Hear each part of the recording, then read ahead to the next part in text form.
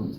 There are noise problems at White River in Auburn, at Costa Mesa in LA, at Red Rocks in Denver, at Ascend in Nashville, at the Les Schwab Amphitheater in Bend, and at the Snoqualmie Casino in Snoqualmie. Check it out. You'll find me featured on a website search. So here's my thought. This does not seem to advantage current residents or business owners in any way. They will not come to our brewery. They will not go to your winery. They will eat there, drink there, get on the road, and take off, headed down Reinig or on this one-lane bridge we have, and they'll leave behind the noise and they'll take the profit. And then those owners will go home to their quiet houses that they can afford to pay for and leave us to deal with the mess. So, no amphitheater. It just doesn't belong here.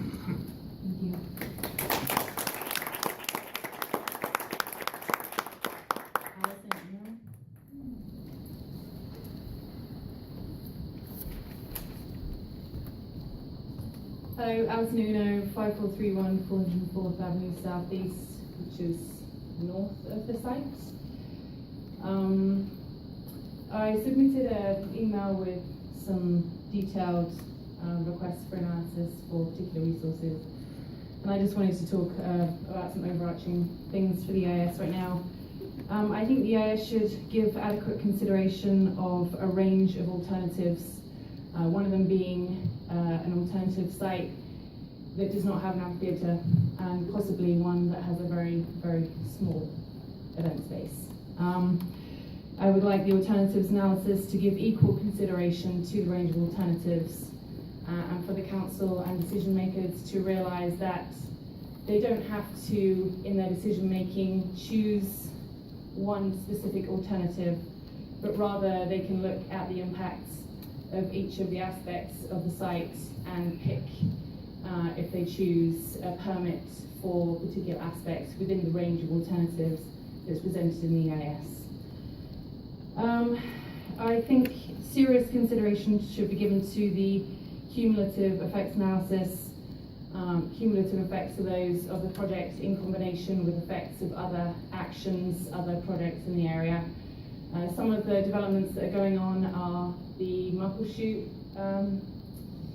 development up near the falls. I believe that's already been permitted, so that's pretty sure to happen. That should be included in the analysis. What else?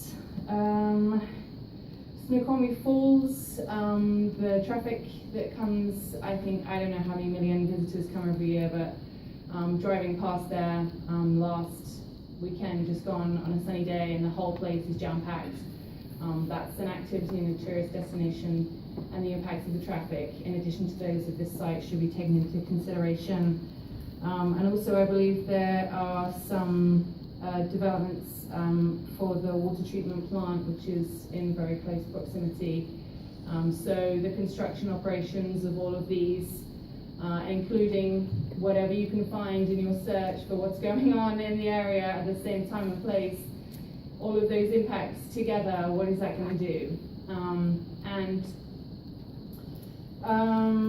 For the impact analysis itself, I think you should do your best to quantify what the impacts are going to be, do a proper analysis of what the air quality impacts would be, considering the emissions of vehicles and whatnot.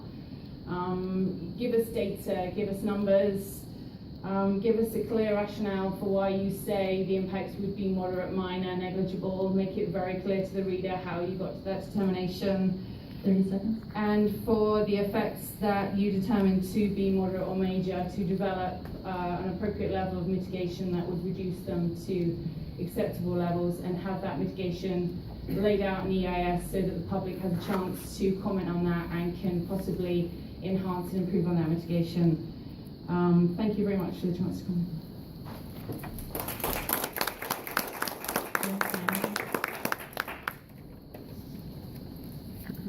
Jim Simon?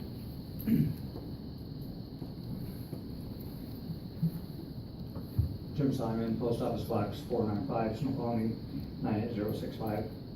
I've lived in the Snoqualmie community for 67 years, and flooding is the #1 environmental impact that must be at the top of the list and scrutinized A to Z.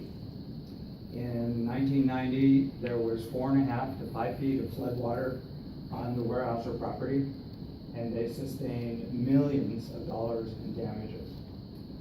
And the building that we're currently in, when you go out tonight, you'll see, or you can imagine, that this, in a 100-year flood, will be surrounded by 5 feet of water. So it is not to be swept under the rug or minimized in any way. And I had a conversation with Mayor Larson a few months ago, and I asked him if he would build his home where he knew the flood water was going to be 5 feet deep, and he said no. And he said, in fact, he didn't even want to build City Hall here because of subsurface soil situations and the flooding. And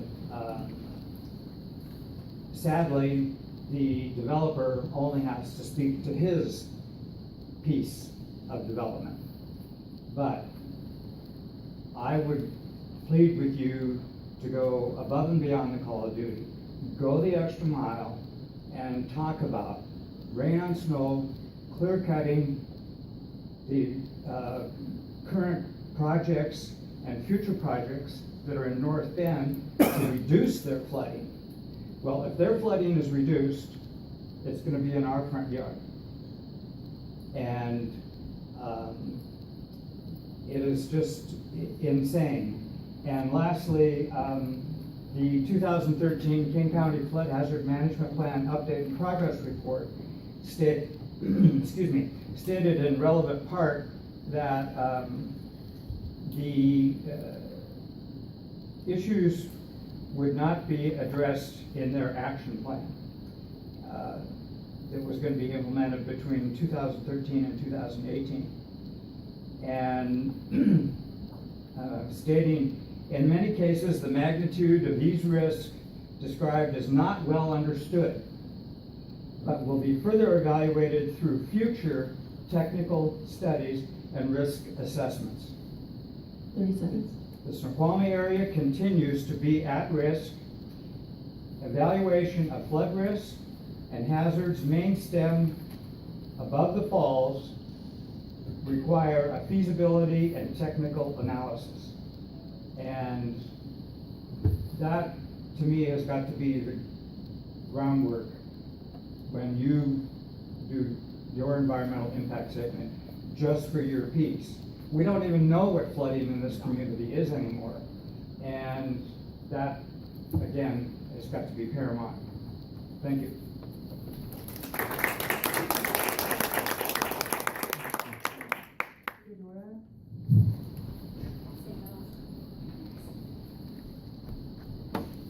Hi, I'm Theodora Teodosiadis. I live on 43408 Southeast North Bend Way. In 1916, when construction of the Snoqualmie mill site began, Weyerhaeuser initiated the immense and historical project of filling in the wetland marsh that once characterized the property. According to the fill map available via the city's website, significant portions of the 500+ acre property were filled with between 5 and 15 feet of fill, while certain smaller portions were filled to a depth of more than 20 feet. Over 100 years, the city of Snoqualmie, as well as sensitive flood zones and lower valley farmland, are still feeling the effects of this wetlands conversion. While the applicant's PCI proposal does include an extensive discussion of flood risk mitigation and water storage, it does not address mitigation of the effects of the existing fill. According to the Washington State Department of Ecology's website, we are responsible for protecting, restoring, and managing our state's remaining wetland resources to preserve their key role in watershed health. Further, the Department of Ecology lists the primary function of wetlands restorations as flood control. Other functions listed include water filtration and purification, wildlife habitat, recreation, research and education, and regional economic vitality. The developer's proposal anticipates a heavy reliance on the direct discharge of stormwater and flood flow to the Snoqualmie River. This fails to take into account the negative impacts this could pose for downtown Snoqualmie and the entire lower Snoqualmie Valley, specifically farmers whose lands are in the floodway and/or floodplain.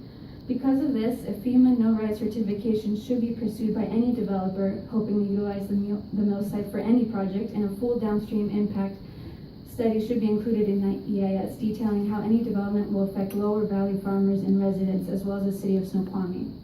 Additionally, discharge of flood and storm waters from the mill site into the Snoqualmie River could pose significant negative impacts to endangered fish species, including Chinook and sockeye salmon. This risk should be thoroughly investigated in the environmental impact statement.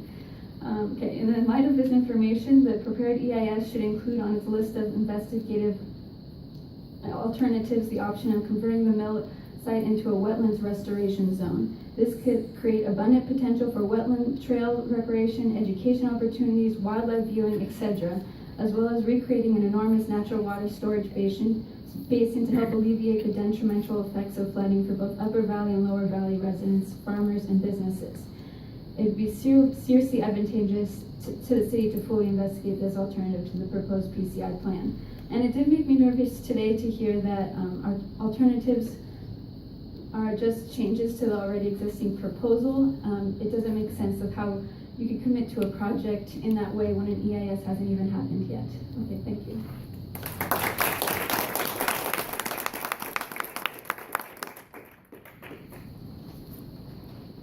Xandra Trosto.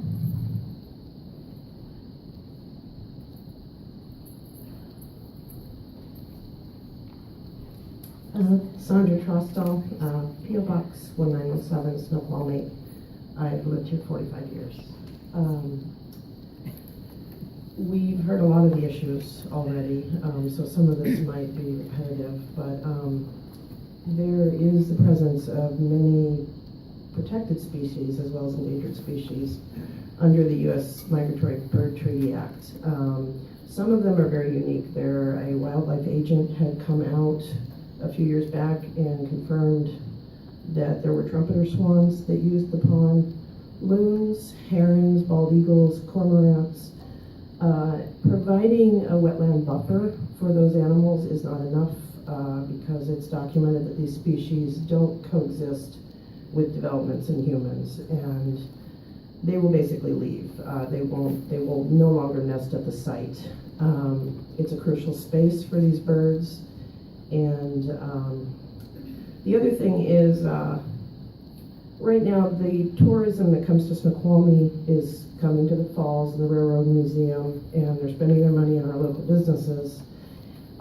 They're coming for that rural small town character. They're coming to see those birds. They're coming to see our sweeping vistas, our open space, our beautiful mountain views. They're not coming and bringing their families and their cameras and their money to look at another piece of developed land. Like was addressed earlier, a lot of people will probably come, spend their money up at this development and leave. That's not really helping the city of Snoqualmie or any of our businesses. They're not looking for an urban landscape. We've got plenty of those. They're coming to see our unique character. Flooding obviously is a major concern. Department of Ecology has identified the site as awaiting cleanup since 1990. I hear the developer is planning to mitigate what the development will do, but many people have spoken to the fact that, all the additional developments, I don't think it's possible that with the environmental hazards that are at this site, that those toxins aren't going to be flooding into our communities. It's not acceptable. The environmental impact statement should have an in-depth analysis of flooding detriment to the valley, an in-depth analysis of protected species reliance on the surrounding wetlands, an in-depth analysis of soil and water toxicity, an in-depth analysis of water rights and sourcing. Ideally, this site would be best used as an open space vista with possibly interpretive trails. We're considering a historical preservation designation because we've heard obviously about the history of it. As in addition to that, there's history with the Railway Museum and the Snoqualmie tribe. 30 seconds. Ultimately, I think we're hearing that the community does not want this to happen, and all these issues need to be looked at very in depth.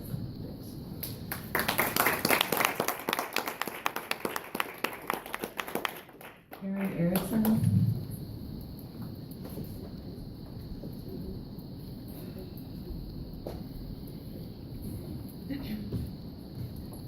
Hi, my name is Erin Erickson. I'm here tonight representing the Snoqualmie Valley Preservation Alliance, which is a 501c3, and also the Snoqualmie Valley Watershed Improvement District that the Preservation Alliance forms, newly formed Special Purpose District. So for those of you that don't know, SBPA, or the Snoqualmie Valley Preservation Alliance,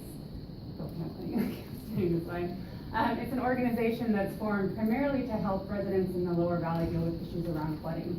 So I guess first and foremost, let's talk about the fact that this is floodplain development. So in the EIS, the Snoqualmie Valley Preservation Alliance and the Watershed Improvement District will both be looking very closely at the downstream impacts analysis. There used to be 0 rise in flood elevations. So that's absolutely no rise, no impacts.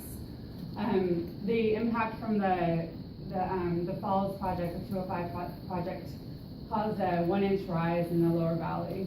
And that's absolutely unacceptable. So for those of you that live here in Snoqualmie, I'm also a resident in Snoqualmie.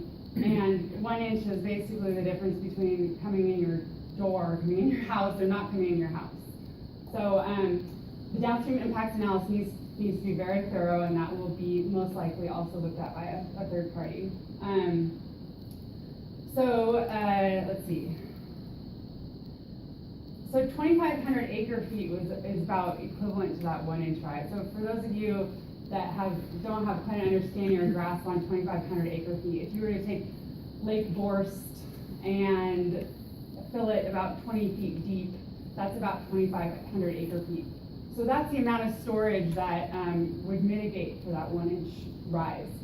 So to note, so the Watershed Improvement District and SCPA are also interested in what are the opportunities here, because we're not anti-development, so where are the opportunities to create more flood storage? I think there are some really creative things that are happening in Europe, particularly around flood storage. And so flood storage, so downstream impact analysis, flood storage, mitigation, a mitigation proposal that potentially, some partnership opportunities there. Water quantity, so the Watershed Improvement District actually purchased the total water right, which used to belong to this site. So that's owned by the Watershed Improvement District, and this year there was an auction that happened for that water to provide water primarily around irrigation for farmers in the district. So that water right is no longer owned by this site, it's owned by the Watershed Improvement District. And then as a resident of Snoqualmie, 38987 Southeast Alpha Street, my primary concern is noise. So, I feel like sometimes when I'm standing out in my yard on a nice sunny Sunday, and I can hear a concert at the casino, the train, love the train, but do they have to honk their horn like 50 million times and that kid's sleeping? And then some more noise, on top of like all of our ambient noise, lawnmowers and everything like that. I feel like noise is one that a lot of people kind of, especially in EIS, it's like, okay, there's noise, and it's not a very big impact, but I think we need to recognize the impact that noise has to our health and our well-being and just, our general state of being. So we do not need any more noise in this valley. We live in a bowl that echoes, and so noise is something that all of us we just don't need any more noise. And that's something that can definitely be addressed easily. And that is it. Definitely the traffic.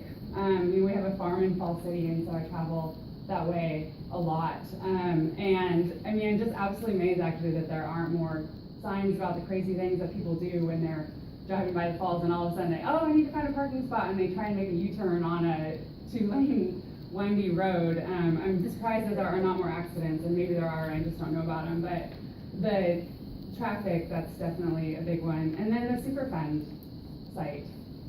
So I have also had conversations with the Department of Ecology about the Superfund site. And the reason why that hasn't progressed forward is basically because nobody's really taken an interest to progress it forward. So it's not, it's staffing really.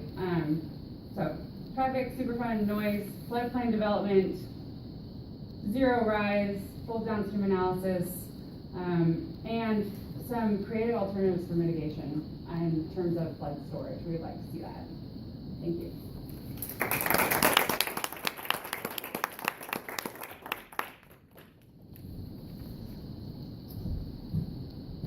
And thank you, I really appreciate your decor. I want to check one thing. We have two lists up here. I want to preserve your rights as a party of record, and then I'll get to Wendy. The first list was to sign in. We need your emails and mailing addresses. We're going to do a thorough noticing effort as we go forward, so that's very key. The second is anyone that may have signed the wrong list and would still like to speak. We still have some time. There's somebody over there. Can I start with Wendy?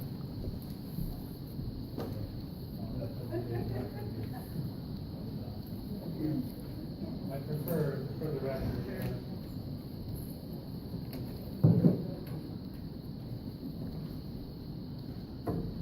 So I live in North Bend technically, but I really live in my store in downtown Snoqualmie.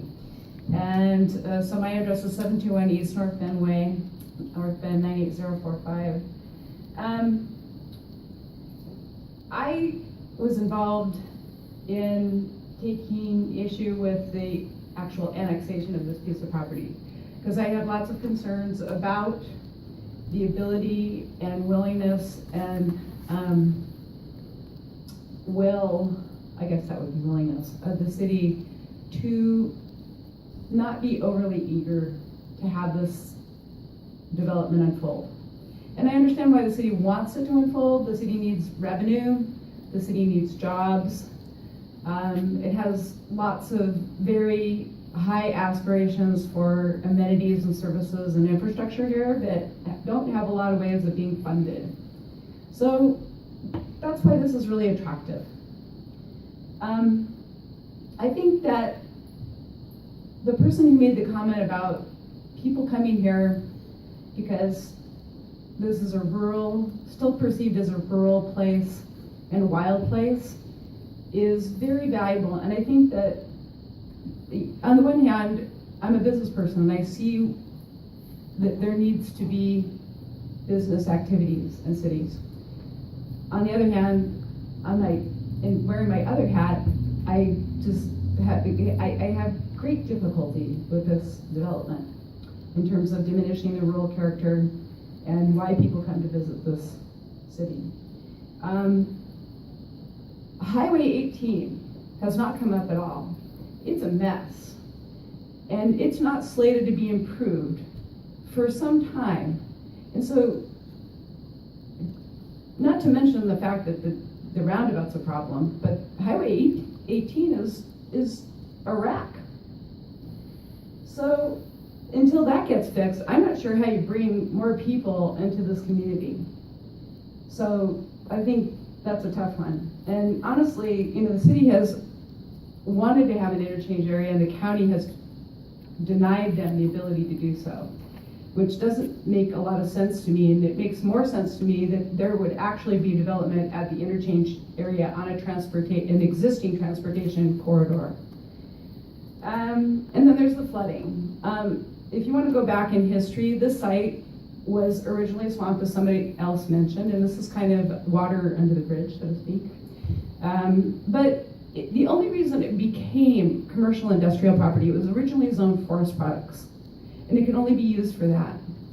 And at one point, Weyerhaeuser, being the smart company that they are, asked to be rezoned for commercial industrial use because they maintained that they could not rebuild their plant there if something were to happen to it. And that's why that zoning was changed, as I understand it. So flooding there they filled before the Shoreline Management Act. And as I understand it, they filled a lot before, as they knew the Shoreline Management Act was coming. And then they built a berm on top of that fill. which was something that the city of Snoqualmie took great issue with over many years, suing Weyerhaeuser over those particular details. 30 So seconds. I'm going to say that I said earlier, I wonder how the city, the citizens of the city can rely on having the oversight that I think we are entitled to in terms of this very complicated, very controversial, very storied place. And the non-business person in me agrees that, you know, maybe this isn't the best thing. The business person in me says, well, maybe something has to happen there. That's all I have to say.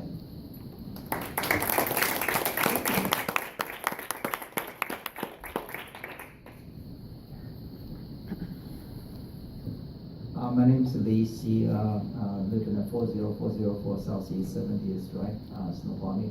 My property is just right immediate east from this development, and I'm very happy with several of my neighbors also here. And first things I want to address our concern is the traffic. And right now, without this development happening, you can see the 390s, our Southeast 70s, and they just merge, and they really hairpin merged into 396. It's a very dangerous cross sections.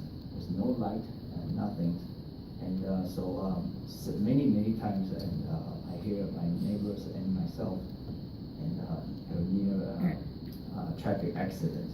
So with this development, I'm concerned that the traffic at 396 will be much increased, many times more.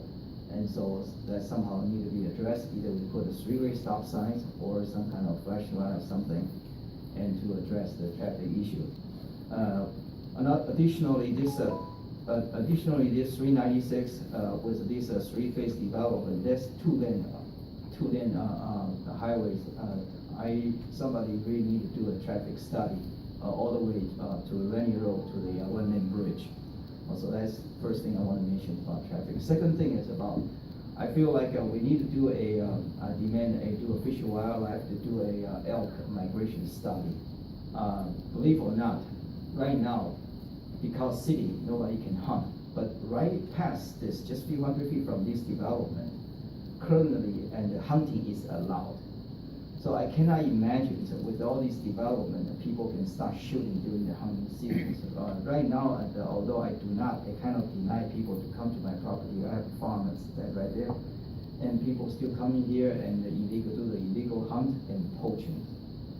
And now, additionally, with this development, and I'm sure this elk is going to drive further to the east, passing through that. If you look at 396 along that way and on this bank, a lot of elk traffic, I think that situation is going to be exacerbated, as the situation will be exacerbated. And so I feel like this elk migration issue need to be addressed and studied.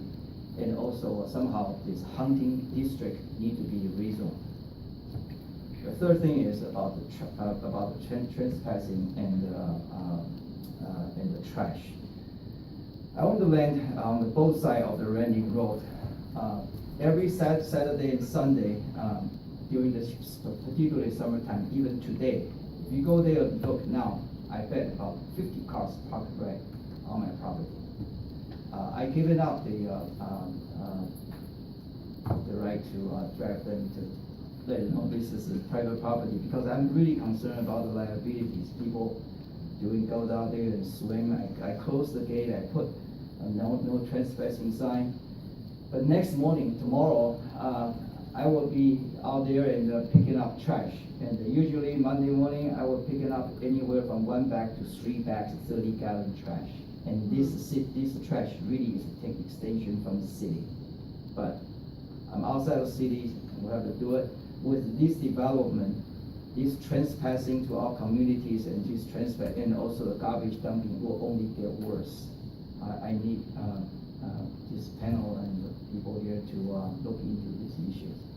30 seconds. Okay, and as far as the noise, I think not many people talk about this, so I don't want to say anything more.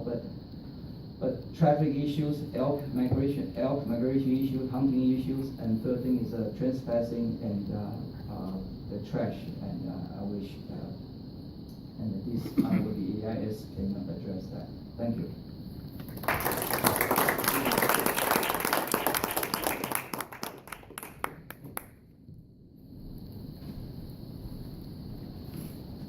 My name is Sierra Vega, and I live on Harding Place Southeast, 7686 Harding Place Southeast, here in downtown. I'm a resident, lifelong, 25 years as of Thursday. I'm speaking more not to the EIS, but to the developer.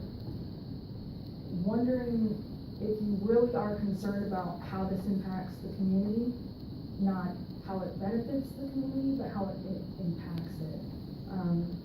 I know it's saying that we're gonna bring in like 3,500 jobs. I'm not sure who is gonna be employed here, as a lot of the people that I talk to in town, they don't live here, they commute here. They don't all just live in Snoqualmie, there's no way. And if it's gonna be wineries, I know that you have to be 18 or older to serve alcohol, and that's just to take it from the bar to the table. I'm just not sure where all these people are going to be employed in this area. I just don't understand how the business can really work there. I don't understand it. I don't get it. I'm not sure if the businesses really can stay afloat there. We have trouble keeping restaurants here in town while we're supporting it with the tourism. There's constant turnover of people everywhere. So I'm not sure if bringing a bunch of wineries and people drinking is the best thing to be doing in an area where we're really having our lives. So I'm just not sure if that's really just a talking point or if it's just a joke. I don't personally see it. I'm not really sure that the developers are that concerned about how this impacts our lives traffic-wise. I know it takes me about 5-10 minutes to get on the main road to leave for work. And I live in downtown Snoqualmie. I know that people have talked about the noise, and I'm there with you. I don't like the noise either. I think this is gonna impact the river a lot. Not just trash, because I know people dump trash all the time. And there's gonna be so many people on that riverbank that are just going to be polluting. I don't appreciate people going up to the river and trashing, just like he was saying. I know exactly where he's talking about, where the trash is being dumped. I've seen it.